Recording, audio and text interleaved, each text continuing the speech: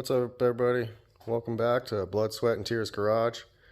So, like I was saying in the last video, I was waiting on my oxygen sensors to come in and get those replaced. So those are done and installed.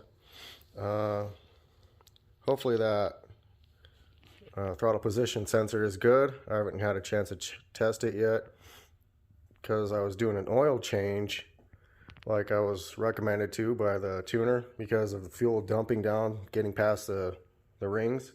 And it's a good thing I did because it looks like I might have some bearing material in here, which is shitty. So I'll show you that here in a second.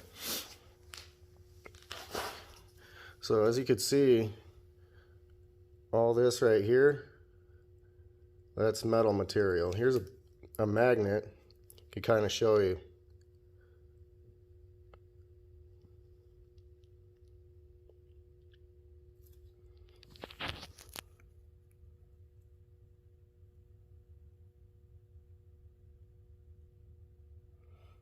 Hopefully you guys are seeing that, but it's just following that magnet around, and if I get it close enough, it actually wants to come up out of the oil.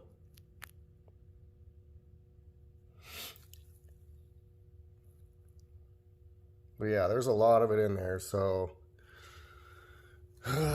fuck me. Looks like I'll be pulling the motor, but the good part about that, I do already have a set of Gen 4 rods that came out of that motor, which I picked up out in Springs. The guy spun the cam bearing, and all I wanted it for was the rods, so I got it for like a couple $100 with the heads, which I did put on this truck.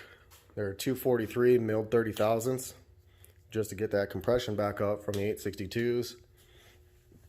But I mean, it's a pretty good deal for this. I mean, nothing was wrong with it other than a spun cam bearing. So I'm going to put the Gen 4 rods in there, and I already have a set of King bearings to put in it. The side that the bearings were on were pretty good on this one. So I mean, even still, I'm just going to replace them anyway. Put some King bearings in there. They weren't that expensive, so I'm just going to throw those ones in there. Put them in this. But yeah, the truck's going to be down for a little while because I'm going to tear all this shit back apart, and damn, that sucks. But yeah, that's the price you pay for a building, I guess. I mean, this is my first build, and of course everything couldn't go exactly the way I wanted it, but hey, at least I got to drive it a little bit. You know, the tuner got to drive it a little bit. Got to hear some turbo noises, which is cool, but we'll be back. We'll be back. And this bitch will be running. And hopefully after I get that done, we'll be able to put it on the dyno this time. Won't have any issues. And we'll make some good power.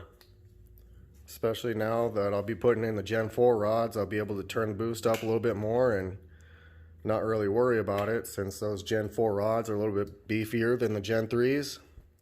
So we're just going to go full send. Say fuck it.